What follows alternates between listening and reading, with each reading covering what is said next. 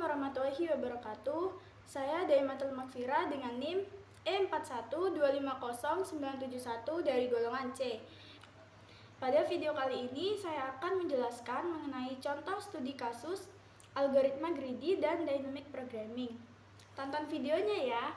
Ini saya akan menjelaskan mengenai contoh algoritma greedy. Program ini adalah contoh algoritma greedy untuk memecahkan uang menggunakan jumlah koin minimum. Greedy bekerja dengan cara selalu mengambil nilai koin terbesar terlebih dahulu, baru ke yang lebih kecil tanpa memikirkan langkah selanjutnya.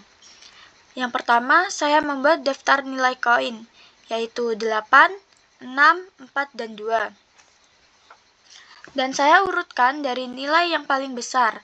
Ini sesuai dengan prinsip greedy yang selalu mencoba memilih nilai terbesar terlebih dahulu. Dan di sini 8 adalah nilai terbesarnya. Kemudian, program meminta input berupa jumlah uang yang ingin ditukarkan. Selanjutnya, di sini ada use coin sebagai list untuk menyimpan koin yang digunakan. Nah, kemudian di sini ada melakukan perulangan untuk setiap nilai koin. While amount koin ini selama jumlah koin masih lebih besar atau sama dengan nilai koin tersebut, program akan menggunakan koin itu. Nah, di sini ada amount koin mengurangkan nilainya dari total uang dan menyimpannya ke dalam daftar use coin. Maka jumlahnya akan disimpan di dalam sini. Dengan cara ini, program secara otomatis mencari kombinasi koin yang menghasilkan jumlah koin minimum dan koin yang digunakan. Maka di sini akan menghasilkan output seperti berikut. Misalkan kita memasukkan jumlah uang yaitu 45, maka koin yang ditukarkan yaitu 8, 8, 8, 8, 8, dan 4. Karena di sini 8 adalah nilai terbesarnya, kemudian diikuti 4 yaitu sisa dari jumlah koin yang sebelumnya. Nah, di sini jumlah koinnya ada 6, yaitu 1, 2, 3, 4, 5, dan 6. Sisa uang yang tidak dapat ditukarkan yaitu 1. Mungkin itu saja penjelasan dari algoritma greedy. Nah, kemudian di sini ada Fibonacci. Di baris ini, kita memberitahu program kalau kita mau nyari Fibonacci yang ke-7. Jadi, angka 7 ini ya guys. Nah, angka 7 ini bisa kita ganti kapan aja kalau mau nyari Fibonacci ke berapapun. Kemudian di sini aku bikin satu list atau tempat penyimpanan bernama DP. Ukurannya N+1 karena kita mau hitung dari indeks 0 sampai 7. List ini nanti bakal dipakai buat nyimpen hasil yang kita butuhin. Misalnya kalau N sama dengan 7 itu listnya menjadi 0, 0, 0, 0, 0, 0, 0, 0. Jadi 0-nya itu ada 8. Nah, ini ngisi dua nilai Fibonacci. Fibonacci itu punya aturan dasar. Kalau Fibonacci ke 0, maka itu hasilnya 0.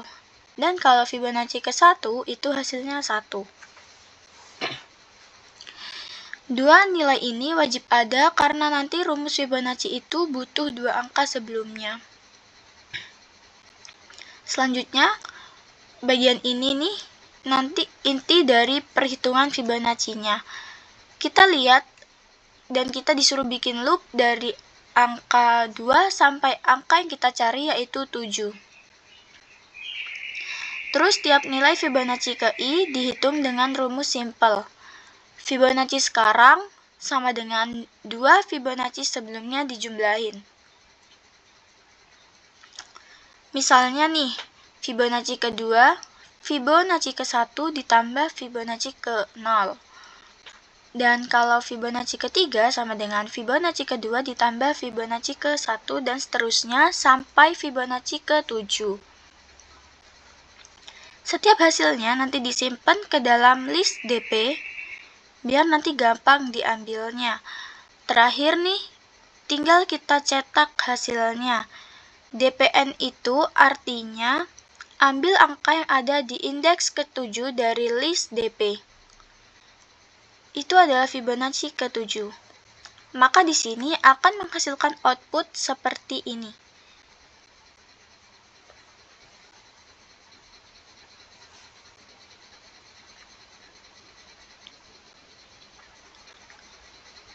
Nah, maka dari N sama dengan 7, yaitu hasilnya Fibonacci ke-7-nya yaitu 13. Mungkin itu saja penjelasan dari Fibonacci. Jadi di sini aku akan menjelaskan mengenai knapsack. Semisal aku punya 4 barang nih. Nah, barang yang pertama ini beratnya 5 dan nilainya 10. Barang yang kedua beratnya 4 dan nilainya 40. Barang yang ketiga beratnya 6 dan nilainya 30. Dan barang yang keempat beratnya 3 serta nilainya itu 50. Di sini ada W sama dengan 10 ini, misalnya ini kapasitas maksimum tas kita. Jadi tas kita itu cuma kuat menahan berat 10. Kemudian di sini ada N sama dengan length weight. Nah, ini adalah N ini adalah jumlah barangnya, karena ada 4 berat, berarti N sama dengan 4. Kemudian di sini ada DP. DP ini baris sama dengan jumlah barang plus 1, dan kolom sama dengan kapasitas tas plus 1. Jadi di sini semuanya diisi 0 dulu karena tabel ini gunanya untuk menyimpan keputusan terbaik. Nah, di sini ada perulangan. Ini for I in range dan for W in range ini loop yang nanti ngisi tabel DP. Kita cek barang satu persatu dan kapasitas tas dari 1 sampai 10. If weights ini, kalau berat barang ke I cukup untuk dimasukkan ke tas dengan kapasitas W, maka kita bandingkan ada 2 pilihan. Jadi pilihan yang pertama itu values is min 1 plus DP I min 1. W weights ini, kalau barangnya diambil, kita tambah nilainya dan melihat sisa kapasitas tas setelah barang ini masuk. Kemudian pilihan yang kedua, yaitu kalau barangnya nggak diambil, kita pakai nilai optimal sebelumnya. Kemudian jadi kita disuruh memilih antara pilihan 1 dan pilihan kedua.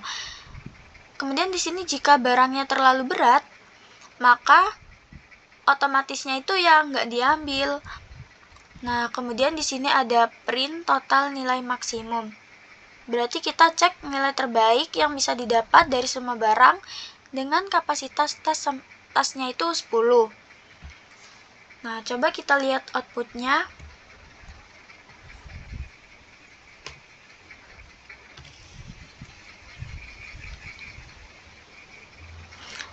Nah, jadi di sini total nilai maksimumnya yaitu 90. Mungkin itu saja video contoh studi kasus algoritma greedy dan dynamic programming dari saya. Kurang lebihnya mohon maaf. Wassalamualaikum warahmatullahi wabarakatuh.